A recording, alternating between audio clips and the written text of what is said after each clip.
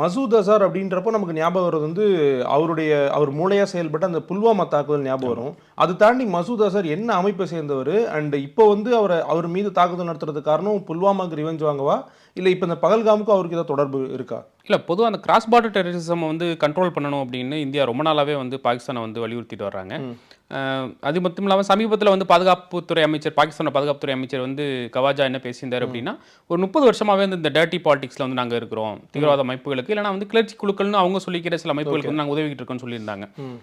ஜெய்ஷே முகமது கூட தலைவர் தான் வந்து மசூத் அசர். ஸோ வந்து இவர் வந்து அந்த எல்லை பிராந்தியங்களில் இருக்கிற பல தாக்குதல்களுக்கு வந்து காரணமாக இருக்கிறாரு.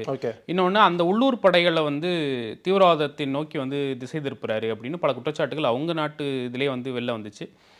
ஸோ ரொம்ப நாள் வந்து அதை பற்றின வந்து தகவல் வந்து வெளில வராமல் பாகிஸ்தான் வந்து திட்டமிட்டே மறைச்சிட்டு வந்தாங்க அப்படின்னு வந்து ஒரு தகவல்கள் இருக்குது. ஸோ அதுக்கு புல்வாமாக்கான ரிவெஞ்சா அப்படின்னா ஒட்டுமொத்த இந்த தீவிரவாதத்துக்கு எதிரான ரிவெஞ்ச் அப்படின்னு கூட சொல்லலாம்.